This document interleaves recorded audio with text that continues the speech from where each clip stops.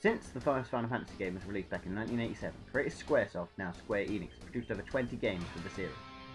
The games have given us some of the most memorable characters in video game history, as well as some of the more two-dimensional characters, not mentioning any names, during the bar. Moving on, we're going to be looking at which of the massive variety of characters is the best to ever be created. To better judge each character, we have created categories for everything that defines a character, and so we'll start with the most powerful. We've collected votes from all over the internet, from fans to horny nerds and people we know, and put forth 5 nominees in which we tallied their votes together. The nominees for most powerful are Cloud, Angeal, Sephiroth, Kuja, and Noctis. And let's call it the Ultima award goes to Kuja. He was very powerful. He did destroy a planet and was known as one of the most powerful black mages in any of the Final Fantasy games. But I still think that Sephiroth had more of a power to him, more of a presence in fact. Like, there was definitely more connection to him. Kuja was probably more powerful and would probably kill Sephiroth, but there's just something about Sephiroth which makes him glow with power. Kuja is the main antagonist in Final Fantasy IX, and was voted the most powerful for reasons like his abilities as a black mage, and even his wiki page states that he's the most powerful black magic practitioner in Final Fantasy IX. Most look past his camp nature due to his power with summoning and control of creatures, combined with his resistance to damage, with even Dragon King Bahamut struggling to draw blood.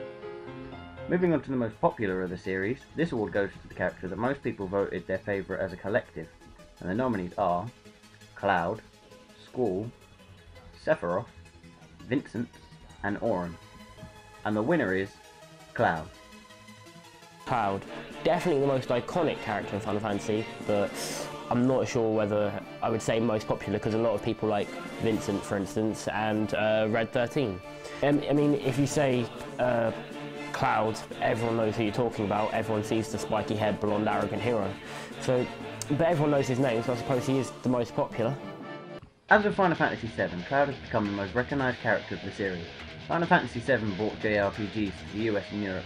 It isn't the least bit surprising he's the favourite of so many. People look past his arrogant and somewhat annoying personality when they see what Cloud has been through.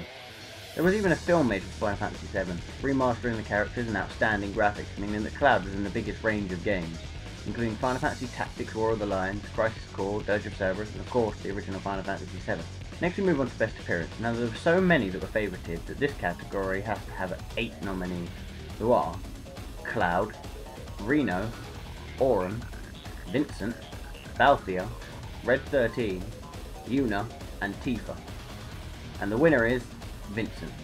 Vincent, this is personally something I believe in. Vincent is very cool looking. I mean, he's got an armoured hand that's bulletproof. He wears pointy armoured shoes. He's got a red cloak, pretty emo fringe. I think that's a pretty cool way to go. And he uses a gun, one of the very few Final Fantasy VII characters to actually use a gun as a weapon throughout a game. Another of the character roster from Final Fantasy VII, Vincent even had a gay made just revolving around him. Now it was a close call between Vincent and Tifa, and it really is astounding how many fanboys there are out there voted for Tifa because they have some weird attraction to her, some giving reasons like she's better looking than most real girls, and obviously Tifa for her assets. You can disguise it any way you want, but we all know you meant you draw all over your keyboard when you watch Tifa's AMVs on YouTube. Now it's not like I don't like Tifa, other than the fact that she has less personality than an autistic duck. As an unbiased judge, shut up I am, Balthier and Auron should have scored higher than Tifa. For some reason there are some deranged hermit gamers out there that seem to think that they can date computer-generated characters, in which case they need to get out of the basement more. Maybe I'm hitting the fans too hard. There were some intelligent answers in which guys voted for guys because they looked cool and can watch the entirety of Advent Children without getting an erection. Anyway, Vincent's crimson cape and armoured glove and boots have become some of the most cosplayed outfits as well, which can be really hard to do. Now we look at the award for the most iconic, the nominees being Cloud, Moogles, Chocobo, Sephiroth, and Lightning. The winner is Cloud.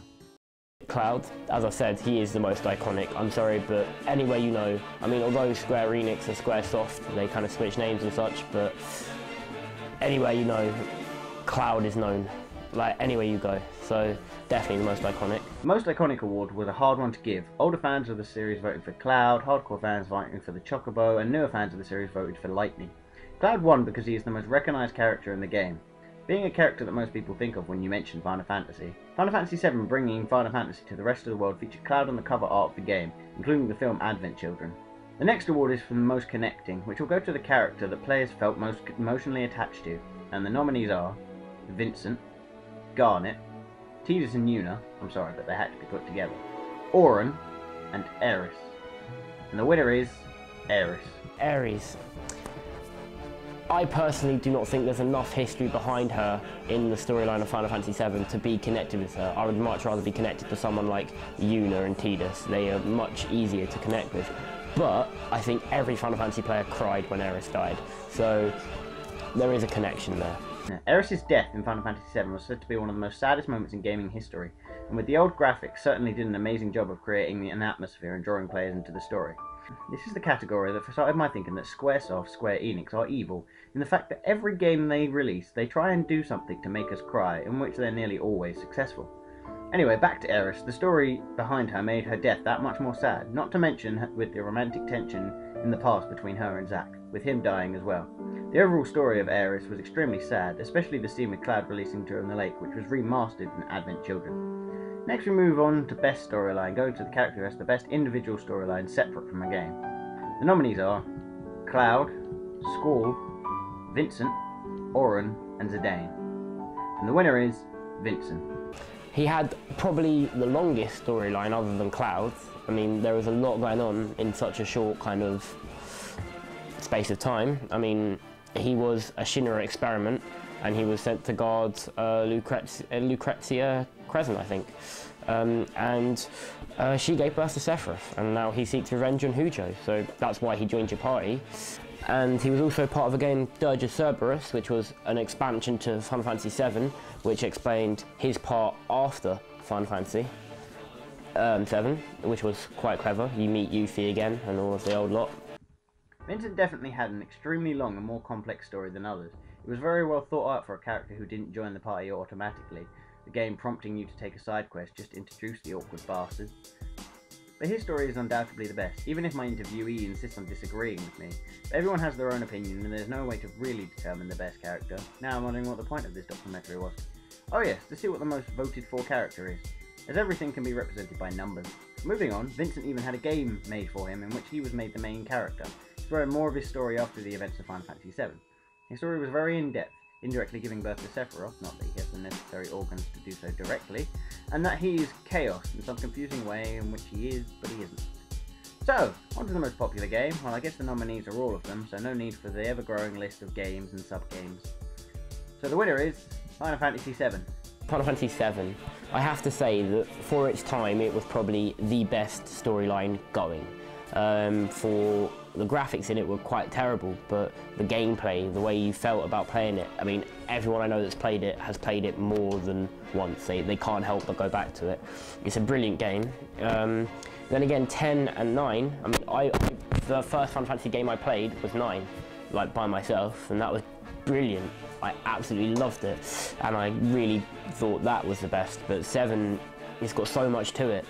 So it's a very hard decision because there's over 14 games now. So it's Final Fantasy VII or Final Fantasy X, but probably Final Fantasy VII as everyone knows about it. Now, who didn't see this coming? Seriously, if it was you, I'd recommend you volunteer yourself for a backstreet lobotomy, because with the game introducing JRPGs to the rest of the world and 3.3 million more sales than any other Final Fantasy game, it wasn't hard to make the connection. This really was the first game in the series that most of us started on. Immersive story, many hours of gameplay, difficult bosses that required more quests and battles to level up, and one of the few games out at the time with more than one disc. It really was unique at the time. But the votes came in and this was most voted, not everyone's favourite, but definitely the highest selling of the series as well. So now it comes down to it, the Ultima character, Cloud or Vincent, with both of them winning 2 categories each, which puts me in the awkward position of asking more people I know to vote.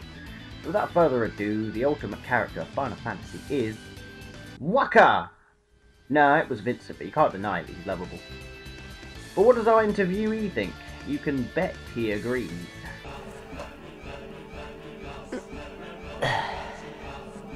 No. If I'm going to be honest, he's so cool, he's got such a cool dress sense, he's got the history behind him, everyone knows he's cool, he uses a gun. It's got to be someone like Yuna or Tidus or Garnet. Zidane not so much. Vivi, I'm going to have to go with Garnet. Maybe not. So there it is. Most voted character was Vincent Valentine. Now if he's your favourite, then yay for you. But if he wasn't, then why are you making me decide? Most of you have brains that work, so you can decide for yourself who the best character is.